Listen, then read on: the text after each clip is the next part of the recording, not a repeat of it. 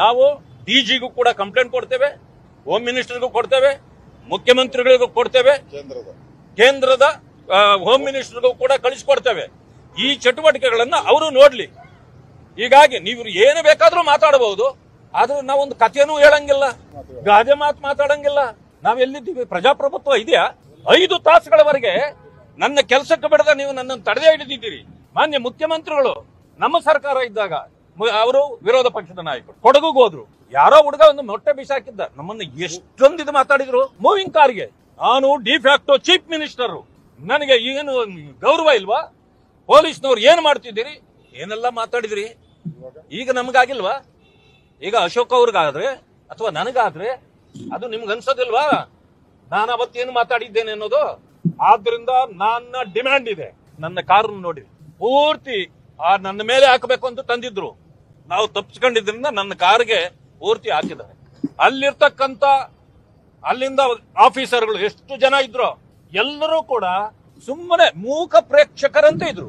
ನಮ್ಮವರು 400-500 ಜನ ಆ ಕಡೆ ನಿಂತ್ರೆ ಅವರನ್ನ ಬರದೇ ತಡಿಯೋದು, ಇವರನ್ನು ಮಾತ್ರ ಕೂಗಾಟಕ್ಕೆ ಬಿಡೋದು. ಒಬ್ಬರನ್ನು ಮಾತಾಡಿಸಿಲ್ಲ.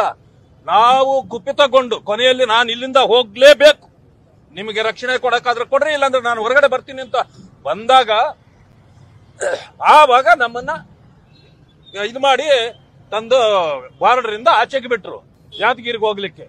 ಈ ರೀತಿ ನಮಗೆ ತೊಂದರೆ ಕೊಟ್ಟು ನಮಗೆ ನಮ್ಮ ಕೆಲಸಕ್ಕೆ ಅಡ್ಡಿಪಡಿಸಿ ನಮಗೆ ಮಾರಣಾಂತಿಕ ಹಲ್ಲೆ ಮಾಡ್ಲಿಕ್ಕೆಲ್ಲ ಪ್ರಯತ್ನ ಮಾಡಿ, ನನ್ನ ಮಾತ್ರ ಅಲ್ಲ, ಅಂಬಾರಾಯ್ ಅಷ್ಟಗಿ ಅಂತೇಳಿ ಮಾಜಿ ಜಿಲ್ಲಾ ಪರಿಷತ್ ಅಧ್ಯಕ್ಷರು, ನಮ್ಮ ಪಕ್ಷದ SC ಮೋರ್ಚಾದ ಮಾಜಿ ಉಪಾಧ್ಯಕ್ಷರು, ಅವರು ನಮ್ಮನ್ನು ನೋಡಕ್ ಬಂದ್ರೆ ಎಲ್ಲ ತಳ್ಳಾಡಿ ಅವ್ರಿಗೆ ಒಡೆದು ಬಟ್ಟೆ ಎಲ್ಲ ಹರಿದು ಕೊನೆಗೆ ಅವ್ರನ್ನೇ ತಗೊಂಡೋಗಿ ಒಂದ್ ಕಡೆ ಕೂಡಾಕಿ ರಾತ್ರಿ 3 ಗಂಟೆವರೆಗೆ ನಿಮ್ಮ ಮೇಲೆ ಕಂಪ್ಲೇಂಟ್ ಕೊಟ್ಟವ್ರೆ, ಯಾರೋ ನೀವು ಇಲ್ಲೇ ಕೊಡ್ತೀರಿ ಅಂತ.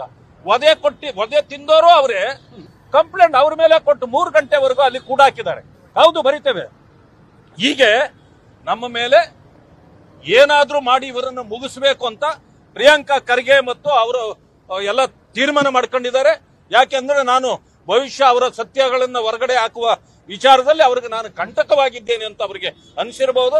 ಆದ್ರಿಂದ ತಕ್ಷಣ ಮಾನ್ಯ ಮುಖ್ಯಮಂತ್ರಿಗಳು ಅವರನ್ನ ಕ್ಯಾಬಿನೆಟ್ ಇಂದ ಹೊರಗಡೆ ಹಾಕ್ಬೇಕು. ಕಾನೂನು ಸುವ್ಯವಸ್ಥೆ ಸಂಪೂರ್ಣವಾಗಿ ಹದಗೆಟ್ಟಿದೆ ಅಂತ ಹೇಳಿ ವರ್ಷಗಳಿಂದ ಹೇಳ್ತಾ ಇದ್ದೀವಿ ನಾವು. ಅಂದ್ರೆ AICC ಅವರು ಏನ್ ಬೇಕಾದ್ರೂ ಮಾಡಿದ್ರೆ ಅವ್ರನ್ನ ಇಟ್ಕೋಬೇಕು ಅಂತಿದ್ಯಾ? ಬೇರೆ ರೂಲ್ ಇದೆಯಾ ಅವ್ರಿಗೆ? ಇವ್ರು ಹೇಳ್ತಾರಲ್ಲ ಸಂವಿಧಾನ, ಅವ್ರಿಗೆ ಬೇರೆ ಸಂವಿಧಾನ ಇದೆಯಾ? ದಯವಿಟ್ಟು ಇದನ್ನ ಸೀರಿಯಸ್ ಆಗಿ ಮಾನ್ಯ ಮುಖ್ಯಮಂತ್ರಿಗಳು ತಗೊಳ್ಬೇಕು, ಅವರನ್ನ ಕ್ಯಾಬಿನೆಟ್ ಇಂದ ಹೊರದೂಡಬೇಕು ಅಂತ ಹೇಳಿ ಮನವಿ ಮಾಡ್ತೇನೆ.